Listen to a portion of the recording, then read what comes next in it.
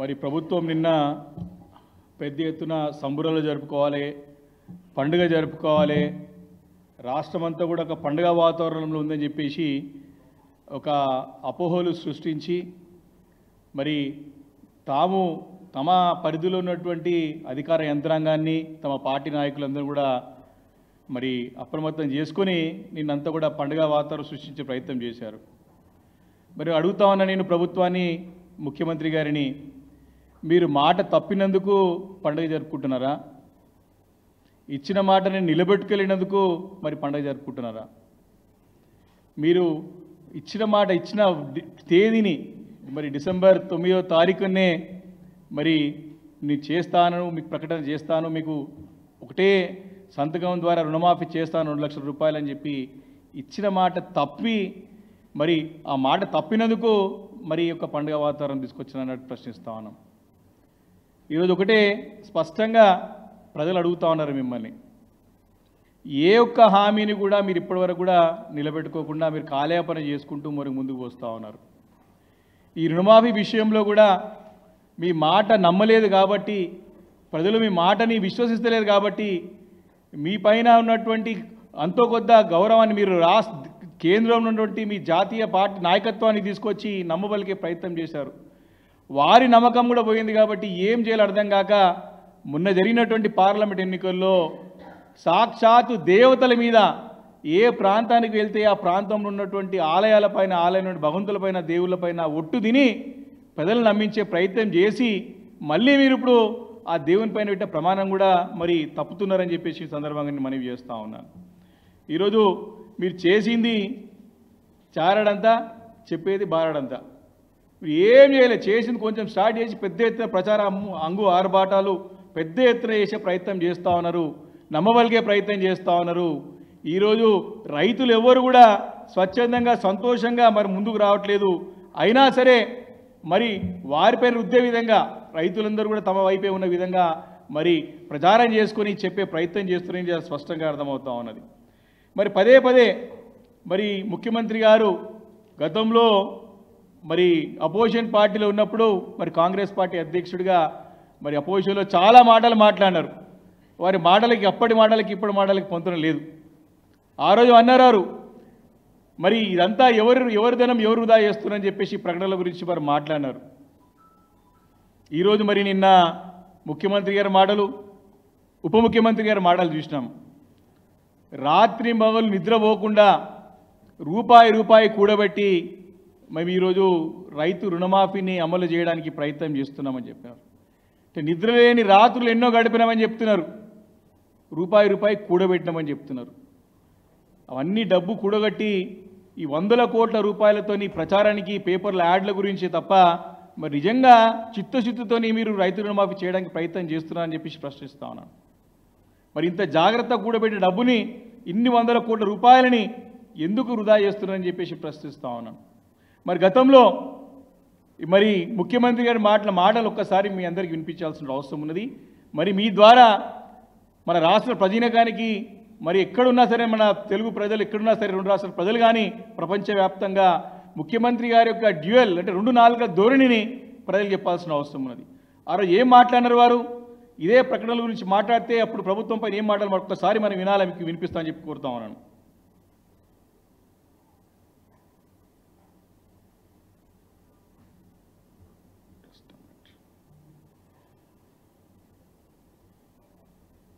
ప్రకటనలు ఇస్తారు. ఎవరు తాత జాగిరి ఇది? టీఆర్ఎస్ ఖాతాలో 1300 కోట్లు ఉన్నాయి, అందులోకి వెళ్ళి ఖర్చు పెట్టుకోమన్నారు. ఎవరొద్దు అన్నారు? ఎట్లా ప్రకటనలు ఇస్తారు? ఎవరు తాత జాగిరి ఇది? టీఆర్ఎస్ ఖాతాలో 1300 కోట్లు ఉన్నాయి, అందులోకి వెళ్ళి ఖర్చు పెట్టుకోమన్నారు. ఎవరొద్దు అన్నారు? ఇప్పుడు మేము అడుగుతున్నాం, ఏ కిస్కా జాగిరే, కిస్కా బాప్ కా జాగిరే, కిస్కా दादा का जागिर है? किसका जागिर कौन खर्च कर रहे हैं, किसके नाम के ऊपर कर रहे हैं? हम पूछना चाह रहे कि हम ఎవరు జాగిర్ ఇది అంటే ఆ రోజు అంటే ఈ రోజు మీరు చేస్తేనేమో సంసారం, ఆ రోజు మేము చేసిందేమో ఇంకోటి అవుతుందా? ముఖ్యమంత్రి గారు ప్రశ్నిస్తా ఉన్నాం. ఈరోజు డబ్బులు లేవు లేవు లేవు అని పదే పదే మీరు చెప్తా ఉన్నారు. రాత్రి నిద్ర లేని రాత్రులు గడిపి రూపాయి జమ చేసి ఈ 100 కోట్ల రూపాయలు ప్రకటనలకు ఇస్తానికి ఎవరు జాగిరని చెప్పేసి ఈరోజు రైతాంగం అంతా కూడా ప్రశ్నిస్తూ ఉంది ప్రభుత్వాన్ని. దీనికి సమాధానం చెప్పాలని చెప్పేసి మేము డిమాండ్ చేస్తూ ఉన్నాం. దీనికి సమాధానం కావాలి. నేను చెప్తా ఉన్నా, ఇంక ఇప్పుడు ఇల్లు అడగగానే పండుగ కాదు, ఇంకా ముందు చాలా ఉన్నది ముందు. ఈ 6 నెలలు 7 నెలలు కాదు, 5 సంవత్సరాలు మిమ్మల్ని నిద్రపోనియరు. ఈ ప్రధానికం తెలంగాణ ప్రతినిధికం మీరు ఇచ్చినట్టు తప్పుడు హామీలు, అమలు కాని హామీలు కోతలు పెట్టి అమలు చేసి మరి అమలు చేస్తామని చెప్పేట్టు ప్రయత్నం చేసేదానికి ప్రజలు అమాయకులు కాదు, అన్నీ గమనిస్తున్నారు. మిమ్మల్ని 5 సంవత్సరాలు నిద్రపోనీయం. తప్పకుండా ఇచ్చిన హామీలు ఖచ్చితంగా నెరవేరే కూడా మరి అవిశ్రాంతంగా మేము పోరాటం చేస్తామని చెప్పి మనవి చేస్తూ ఉన్నాను. ఈరోజు స్పష్టంగా మీకు తెలవాలి కాబట్టి మన ప్రధానికానికి తెలవాలి ఏ రకంగా మోసం చేస్తున్నారనే ఉద్దేశంతో మేము ఆధారాలతో పాటు ఈరోజు మేము ముందుకు వచ్చినాం. ఈరోజు ఒక ఎగ్జాంపుల్, మనకి ప్రాథమిక వ్యవసాయ సహకార సంఘం యొక్క అవుట్ స్టాండింగ్ బ్యాలెన్స్ తీసుకొచ్చినాను ఈరోజు నేను. Primary agriculture cooperative credit society ఒక సంస్థ తీసుకొచ్చిన. దీంట్లో సుమారు ఈ యొక్క సొసైటీలో 632 మంది రైతులు మరి దాంట్లో లక్షల రూపాయల మరి రుణం తీసుకున్నటువంటి రైతులు ఉన్నారు. దీంట్లో 632 మంది. సాక్షాత్ లాస్ట్ పేజ్ చూపిస్తున్నా మీకు. 632 మెంబర్స్ దీంట్లో వ్యవసాయదారులు లక్ష లోపల రుణం తీసుకొని ఉన్నారు. దీంట్లో సుమారు 500 పైచీలకు మంది అందరూ కూడా అర్హులే, అంత వైట్ రేషన్ కార్డు ఉన్నారు, అంత పేదవారే. సుమారు ఇంతమందికి కానీ అంటే 500 పైచీలకు ఉన్నటువంటి యొక్క అర్హత కలిగినటువంటి రైతులకి, లక్ష రూపాయల రుణాలు రైతులకి చేసింది ఎంతమందికి ఆ సొసైటీలో అంటే కేవలం 11 మందికి చేసినారు. 11 మెంబర్స్ చేసినారు. కేవలం 11 మందికి లక్ష లోపల రుణం ఉన్నటువంటి 530 దగ్గర పైచీలకు ఉన్నటువంటి ఒక రైతులకి కేవలము 11 మందికి చేసి ఈరోజు సంబరాలు జరపండి, పండుగలు చేసుకోండి, మరి ప్రజలపైన రుద్దే ప్రయత్నం చేసేదాన్ని ఏదో ఈరోజు బీఆర్ఎస్ పార్టీ తప్పుపడుతున్నది. అంటే మీలో చిత్తశుద్ధి లోపించిందని స్పష్టంగా అర్థమవుతా ఉన్నది. కేవలం బోరంపేట అందుకే మీకు చూపిస్తా ఉన్నా క్లియర్గా. అదేవిధంగా మా దగ్గర ఉన్నటువంటి దూలపల్లి దాంట్లో సొసైటీలో కూడా కేవలం 50 మందికి చేసి 100 మంది పై చూసుకొస్తే 50 మందికి చేసి ఇంకా 50 మందికి ఇట్లా పెండింగ్ పెట్టేసాం. దీనికి సమాధానం లేదు. దీనికి మిగతా వారికి ఎప్పుడు చేస్తారేం చెప్పి కలెక్టర్ కార్యాలయం ఇప్పుడు అందరూ కూడా రైతులందరూ కూడా బ్యాంకులు కూడా కూర్చుంటున్నారు, వెయిట్ చేస్తూ ఉన్నారు. మీరు చెప్పినారు, మీరు రెడీ పెట్టుకోండి, డబ్బులు జమ అవుతున్నాయి, మీ అకౌంట్లోకి నేరుగా వస్తాయని చెప్తే అందరూ అకౌంట్లో కూడా కూర్చున్నారు. పైసలు వస్తే ఏమో ఇక్కడ వాడుకోవచ్చు. ఎవరికైనా ఆశ ఉంటుంది కదా, ఎవరికైనా డబ్బులు అవసరమే కదా.